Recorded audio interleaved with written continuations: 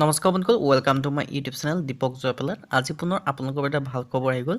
পুনৰ আপোনালোকৰ 6টা বিভাগত অসম চৰকাৰৰ ফালৰ পৰা কিছুমান চাকৰি মুকলি কৰি দিলে। এটা দুটা নহয়, প্ৰায় 6টা বিভাগত ভেকেঞ্চি মুকলি কৰিছে আৰু এই ভেকেঞ্চিখিনি আপোনালোকৰ 10 পাছৰ পৰা আবেদনসমূহ কৰিব পাৰিব। টোটেল ভেকেঞ্চি আছে 7,896টা। ইয়াৰ কাৰণে আপোনালোকৰ কোনো এক্সাম নহয়, ডাইৰেক্ট আপোনালোকে নিজৰ মোবাইলৰ পৰা আবেদনসমূহ কৰিব পাৰিব।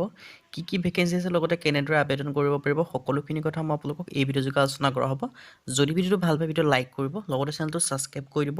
এনেকুৱা ধৰণৰ ভিডিঅ'সমূহ প্ৰতিদিনে পাই থাকিবৰ বাবে আহক আজি মই ভিডিঅ'টো আৰম্ভ কৰোঁ। প্ৰথম আপোনালোকৰ যিটো ভেকেঞ্চি আহিছে, এইটো হৈছে আপোনালোকৰ directorate of women's and child development আছামৰ পৰা ভেকেঞ্চি আহিছে।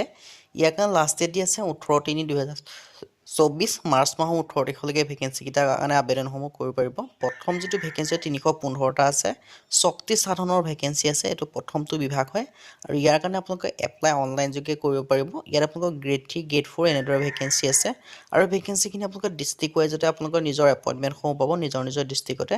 প্ৰথম যিটো ভেকেঞ্চি হয়, এইটো হৈছে আপোনালোকৰ ৰেচিডেণ্ট ছুপাৰিণ্টেণ্ডেণ্টৰ ভেকেঞ্চি।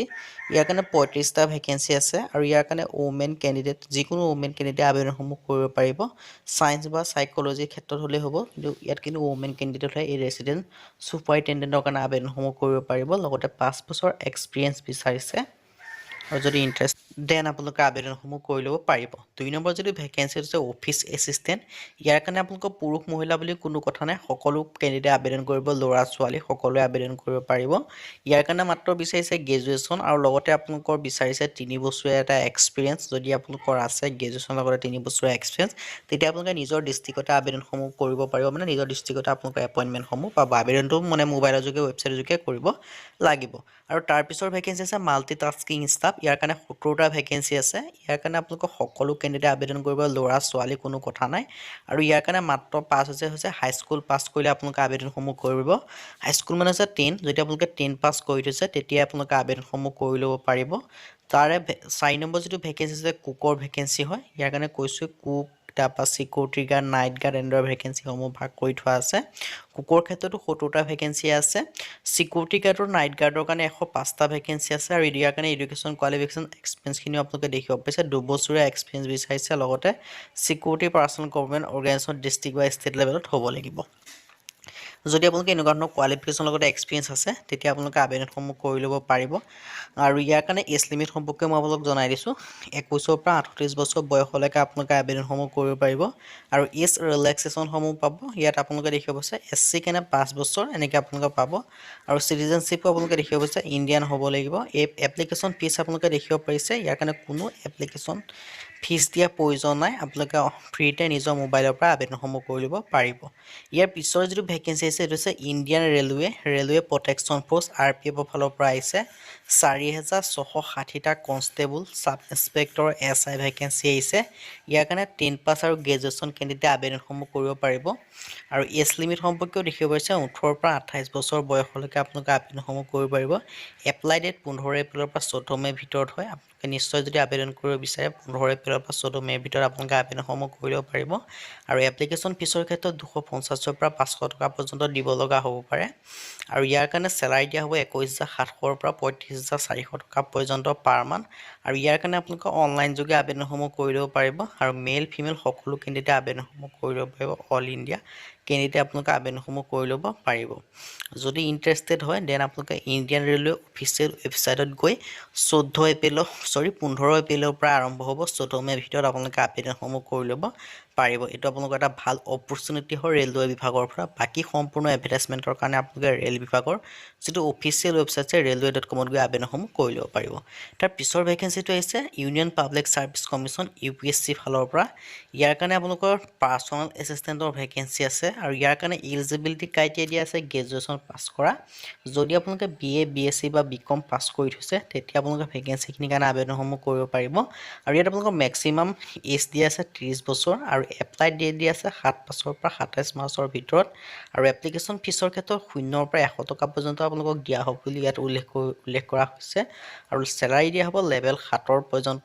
আৰু ইয়াৰ কাৰণে অনলাইন যোগে আবেদন কৰিব পাৰিব। মেল ফিমেল সকলো কেণ্ডিডেটে আবেদনসমূহ কৰি ল'ব পাৰিব তাৰ পিছৰ যিটো বিভাগ আহিছে এইটো হৈছে আপোনালোকৰ national institute of fashion technology ফালৰ পৰা ইয়াৰ কাৰণে আপোনালোকৰ 30টা জুনিয়ৰ এছিষ্টেণ্ট ৱাৰ্ডেন আৰু ষ্টেনোগ্ৰাফাৰ লাইব্ৰেৰী এছিষ্টেণ্ট লেব এছিষ্টেণ্ট আৰু আদাৰ্ছৰ ভেকেঞ্চি আছে ইয়াৰ কাৰণে ইলিজিবিলিটি ক্ৰাইটেৰিয়াসমূহ দেখিব পাৰিছে 12 পাছৰ কাৰণেও ভেকেঞ্চি আছে ITI কৰাৰ ক্ষেত্ৰতো ভেকেঞ্চি পাব আৰু ডিপ্ল'মা কৰিলেও ভেকেঞ্চি পাব লগতে গ্ৰেজুৱেশ্যন PG কৰা কেণ্ডিডেটৰ ভেকেঞ্চিসমূহ পাব আৰু এজ লিমিটৰ ক্ষেত্ৰত মেক্সিমাম 27 বছৰলৈকে আবেদনসমূহ কৰিব পাৰিব আৰু এই ভেকেঞ্চিকেইটাৰ কাৰণে আবেদন কৰা লাষ্ট ডেট দিয়া আছে 27 মাৰ্চ 2024 পৰ্যন্ত আবেদন কৰিব পাৰিব আৰু এপ্লিকেশ্যন ফিছৰ ক্ষেত্ৰত 0 পৰা 590 টকাৰ ভিতৰত হয় আৰু চেলাৰী দিয়া হ'ব লেভেল 2 পৰা 4 ভিতৰত যদি আপোনালোকে ইণ্টাৰেষ্টেড হয় দেন আপোনালোকে এই ভেকেঞ্চিকেইটাৰ কাৰণে আবেদন কৰিবলৈ যিটো আপোনালোকৰ নেশ্যনেল ইনষ্টিটিউট অফিচিয়েল ৱেবছাইটত গৈ আবেদনসমূহ কৰি ল'ব পাৰিব আজি আপোনালোকৰ যিটো ইয়াৰ পিছৰ যিটো বিভাগ আহিছে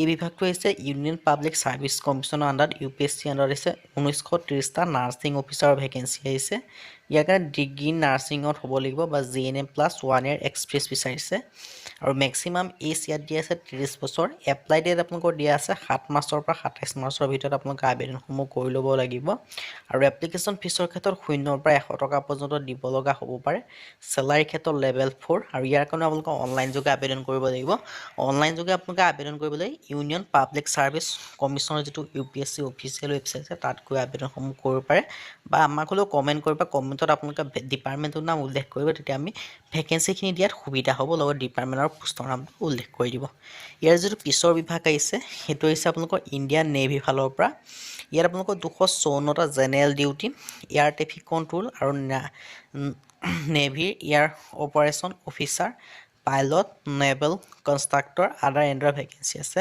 আৰু ইয়াৰ কাৰণে এলিজিবিলিটি ক্ৰাইটেৰিয়াসমূহ দেখা হৈছে BCom BSc ITI বা BTech MTech PG আদাৰ এনেকুৱা ধৰণৰ আপোনালোকৰ যে কোৰ্চ কৰি থৈছে তেতিয়া আপোনালোকে আবেদনসমূহ কৰিব পাৰিব এজ লিমিটৰ ক্ষেত্ৰত দিয়া আছে 2 জানুৱাৰী 1998 পৰা 1 জুলাই 2006 পৰ্যন্ত এপ্লাই ডেটৰ সম্পৰ্কে দিয়া আছে 24 ফেব্ৰুৱাৰী পৰা 10 মাৰ্চৰ ভিতৰত আপোনালোকে আবেদনসমূহ এপ্লাই কৰিব পাৰিব আৰু এপ্লাই ফিজ আপোনালোকে দিছে নীল কোনো ফিজ দিয়া প্ৰয়োজন নাই চেলাৰী আপোনালোকৰ দিয়া হ'ব 56,100 টকা পাৰ মাহ লগতে আদাৰ এলাউন্সখিনিও আপোনালোকে পাব যদি আপোনালোকে ইণ্টাৰেষ্টেড হয় দেন আপোনালোকে অনলাইন যোগে আবেদন কৰিব পাৰিব যিটো ইণ্ডিয়ান নেভি অফিচিয়েল ৱেবছাইট আছে সেই অফিচিয়েল ৱেবছাইটত গৈ আপোনালোকে আবেদনসমূহ কৰি ল'ব পাৰিব যদি আপোনালোকে ইণ্টাৰেষ্টেড হয় দেন আপোনালোকে আবেদনসমূহ কৰি ল'ব বুলি